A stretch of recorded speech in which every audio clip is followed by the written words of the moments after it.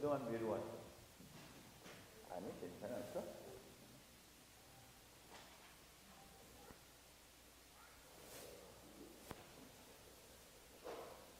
눈이 있어도 보지 못하고 귀가 있어도 듣지 못하는 삶을 우리가 살아갈 때가 참 많습니다.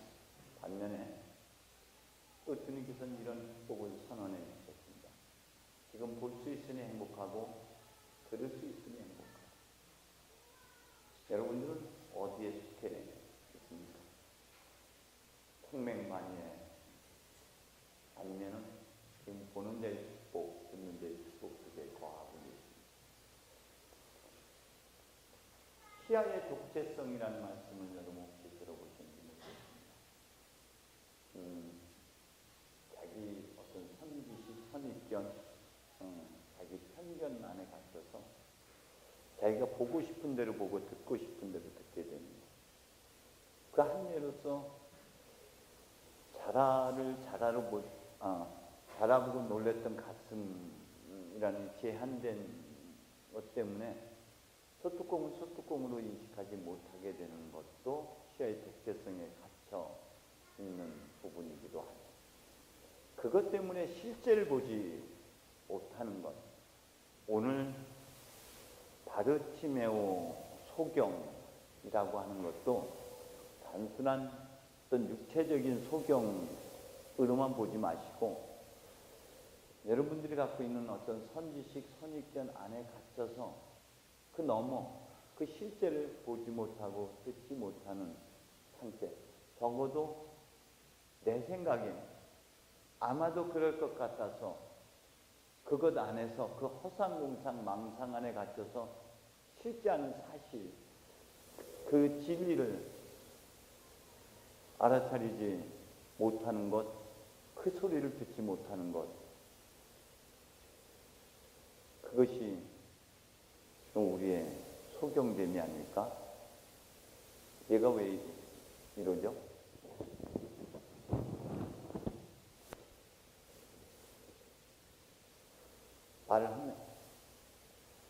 말을 하지 말아야 되겠네.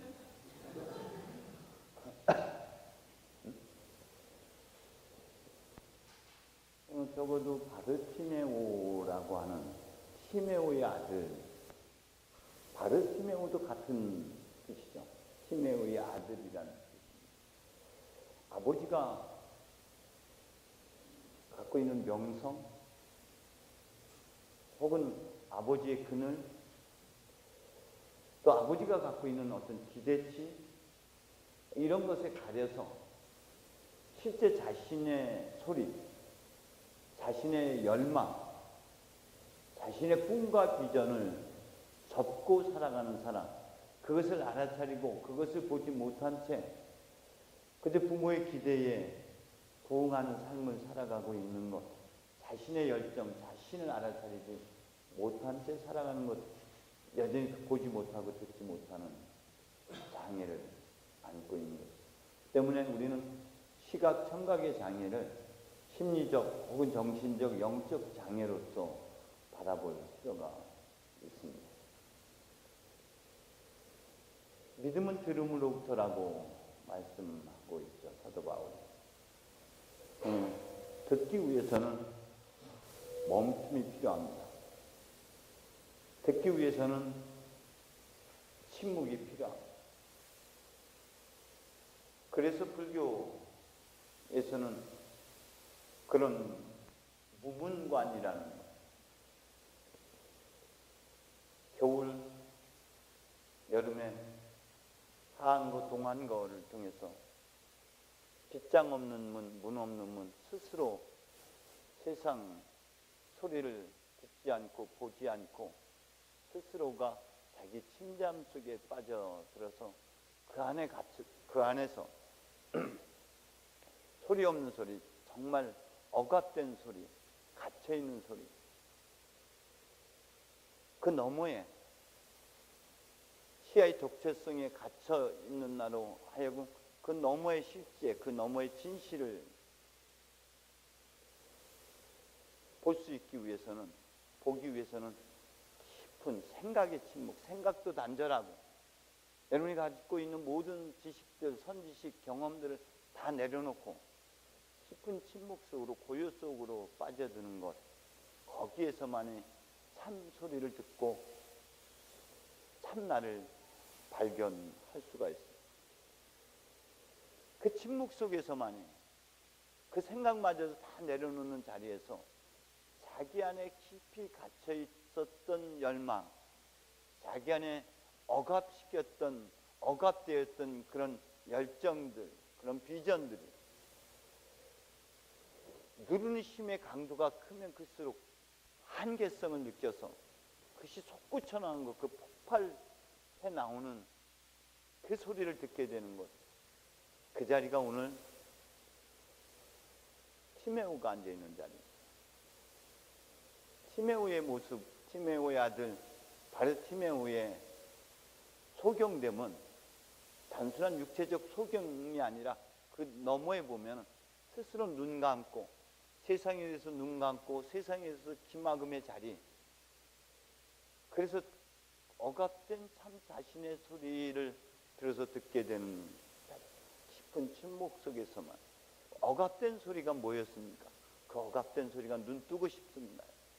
주님, 저에게 자비를 베풀어 주십시오. 다윗의 자손이시여, 저에게 자비를 베풀어 주십시오. 다윗의 자손이신 예수여, 저에게 자비를 베풀어 주십시오. 이 소리는 앞서 나자렛 사람 예수라는 소리를 듣고 그 안에 갇혔던 억압된 소리, 그래서 큰 소리입니다. 그 한 소리, 그 큰 소리는 우리가 성경에서 두 군데서 찾아볼 수 있는데, 하나는 마귀가 나가면서, 악령이 나가면서 큰 소리를 치며, 또 하나는 예수께서 십자가에 죽음, 숨을 거두실 때 큰 소리를 지르며 숨을 거두신 장면에서 그 큰 소리, 그 한 소리, 억압되었던 소리,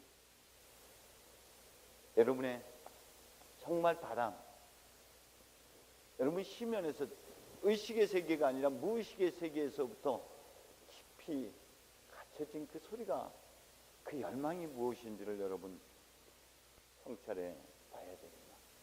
그 속에는 독립적인, 소리에 놀라지 않는 사자처럼 칭찬과 비난에도 치우침 없이 그저 하나님의 일꾼답게, 하나님의 사람답게 한가운데 이게 자기 주권을 가지고 주체성 있는 삶을 살고 싶은 그런 열망들이, 그 눈뜨고 싶은 열망, 자비를 베풀어 달라고 하는 그 소리 안에 담겨져 있는 것들. 여러분, 우리가 바치는 이 기도를 넓은 의미에서, 성찬례 예배를 넓은 의미에서 염경기도라고도 표현합니다.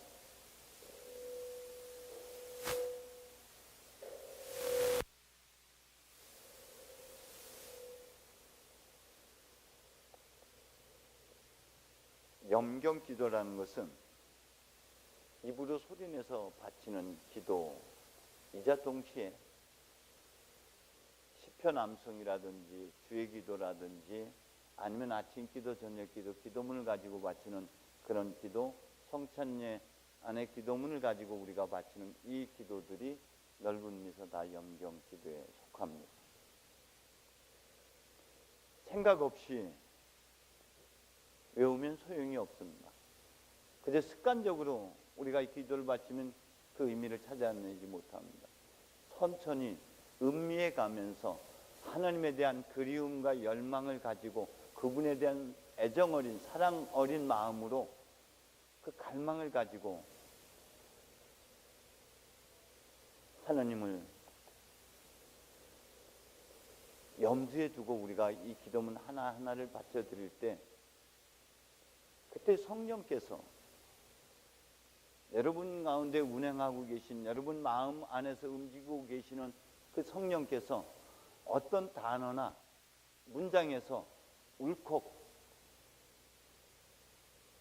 어떤 부분에서 이렇게 동요가 일어나기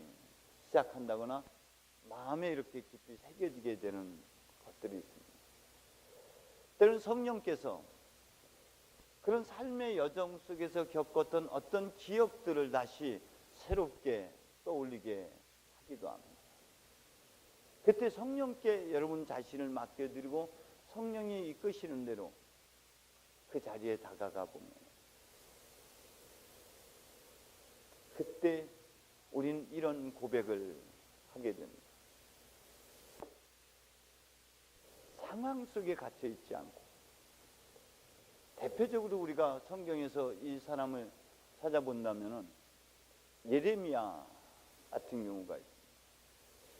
예레미야가 처해 있는 현실 상황은 암담하기 그지없었어요. 그래서 다시는 하나님의 이름을 선포하지 않겠다고 다짐을 합니다. 하나님 앞에 원망을 토해내고 있습니다. 그러는 중에 뼛속에 갇혀있던 주님의 말씀이 가슴에 불타올라서 어쩔 수 없이 손 들고 가는 이 짧은 고백 안에 하나님의 현존 체험이라는 것이 있어요.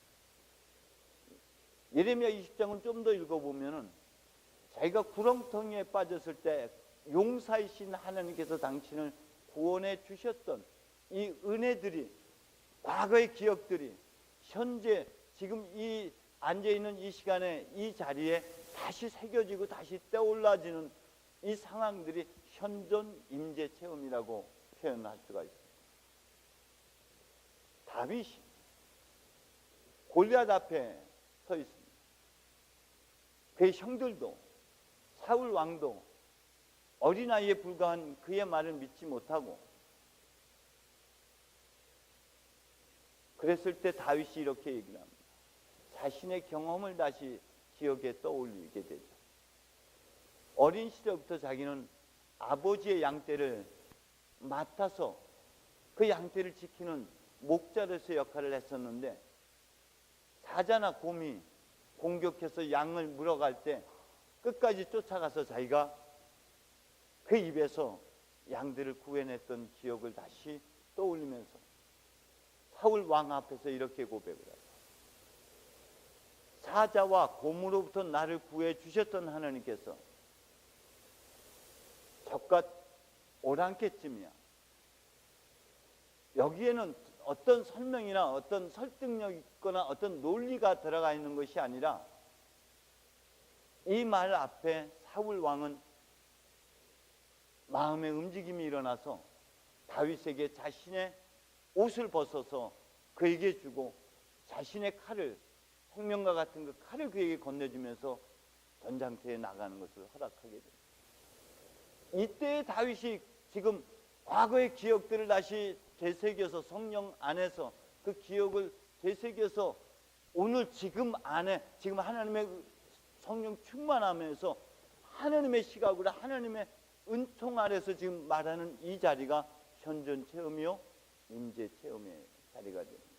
때문에 우리는 성찬례 안에서 여러분들이 바치는 기도문 하나하나에서 전능하신 하나님, 자비하신 하나님, 어떤 문구에서 어떤 문장에서 혹은 여러분이 듣고 들었던 성경 말씀 속에서 어떤 단어가 어떤 문장이 혹은 그것을 압축되고 있던 어떤 것들이 나를 움직이고 있다면 제한시키지 마시고 성령에게 맡겨드리십시오.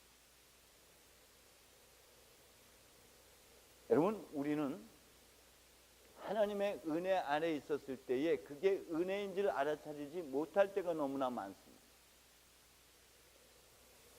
모래 위에 두 발자국이라는 이야기처럼 그 고난의 때에 돌이켜보니 내 발자국이 두 개 있다가 하나밖에 없어요. 그 하나밖에 없을 때를 보니까 그게 가장 고통스럽고 가장 힘들고 가장 어려웠던 때, 그때 그는 하나님 앞에 항의를 하죠.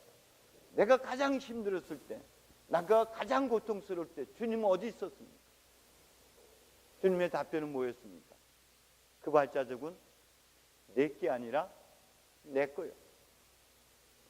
출애굽기에도 신명기에도 이사야 시편 기자도 그렇게 표현합니다. 내가 너를 어떻게 대했느냐? 내가 너를 에집트 땅에서 이끌어낼 때에 독수리 날개 아래 내가 너를 업고 왔고 내가 너를 안고 왔고. 그것은 그때 당시에는 우리가 알아차리지 못해요. 훨씬 지나고 나서 더듬어 생각해 보니 그 순간순간이 하나님의 은혜의 내 힘, 내 노력, 내 의지로 벗어난 것이 아니었음을 알아차리게 돼요. 더듬어 생각해 보아라. 지난 40년간 하나님의 은혜가 얼마나 컸었는지를. 깊은 침묵 속에서 성찰할 때 성령께서 이 부분을 터치해 가지고 다시 성령 현존 안에 머물게 해줘요.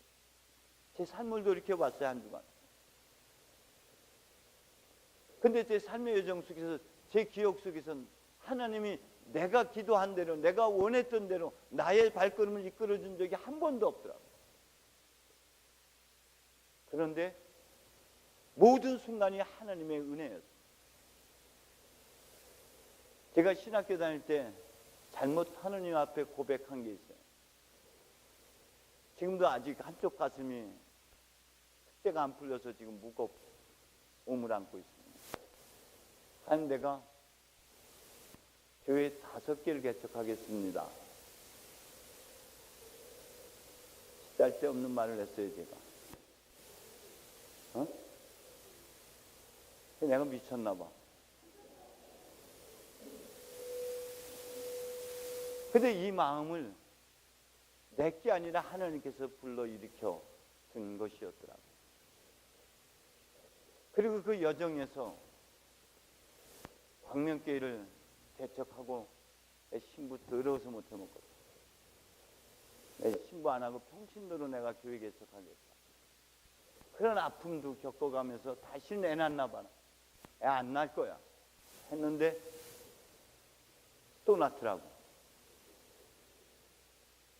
그래서 서인천 교회를 개척하게 됩니다. 그곳에서 정말 한치 앞도 내다볼 수 없는 답답함, 암울함이 있었어요. 그때가 2001년도, 2002년도였어요.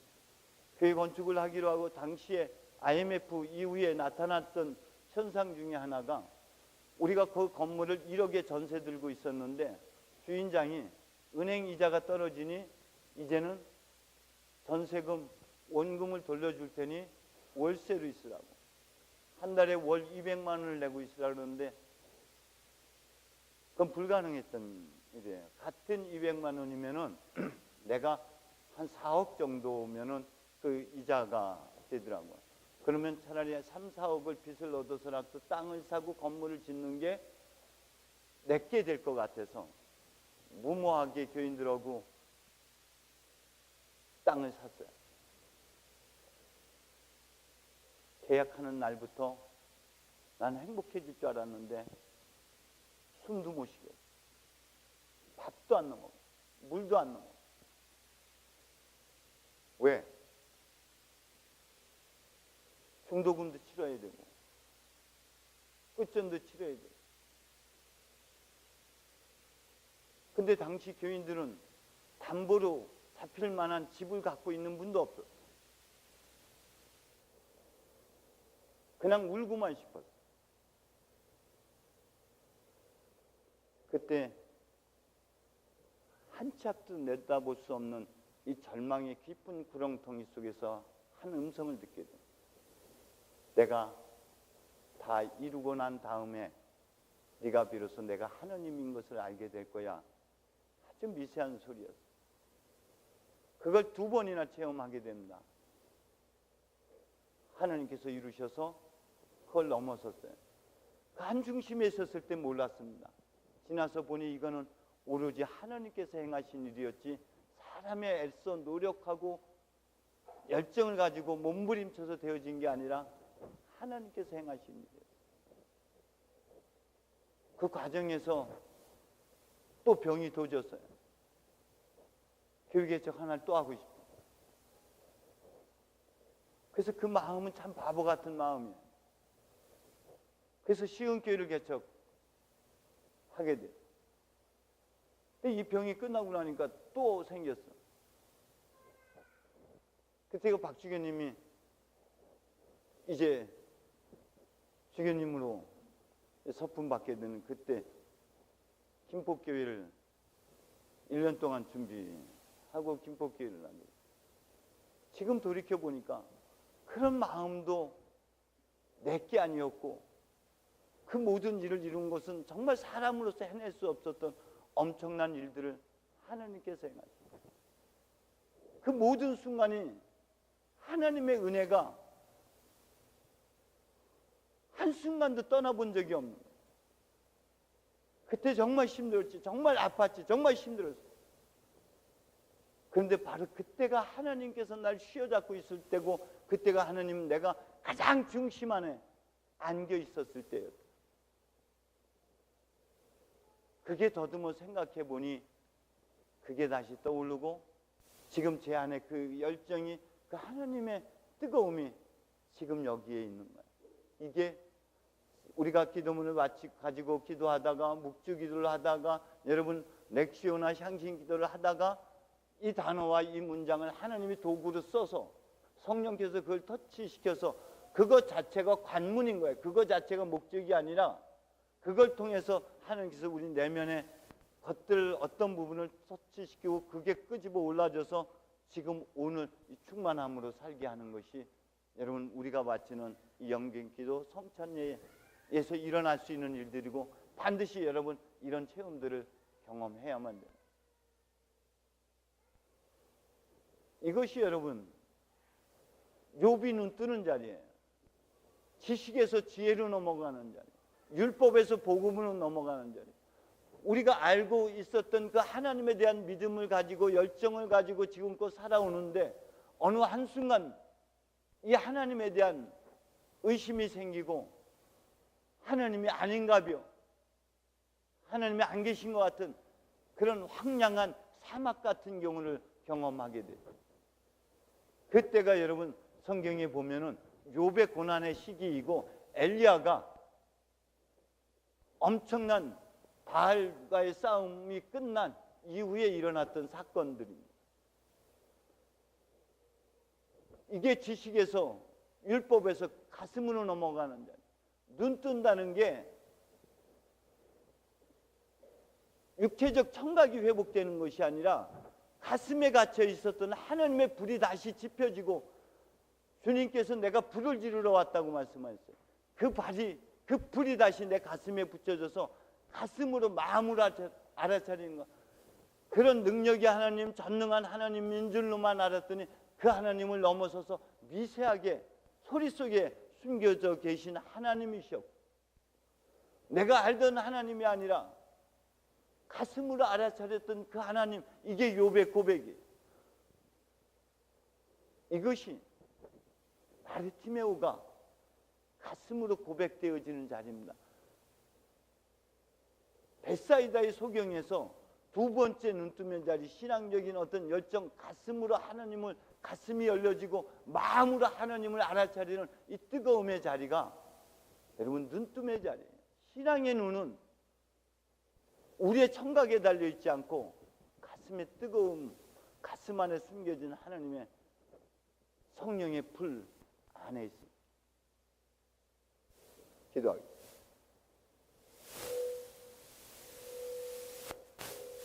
주님의 부르심을 듣고 입고 있던 겉옷을 벗어 던지고 주님에게로 다가간 바르티메오를 우리가 기억합니다. 우리가 그리스도를 가슴으로 만남으로 새로운 인격으로 덧입기를 원합니다. 주의 성령께서 이 시간에도 역사해 주셔서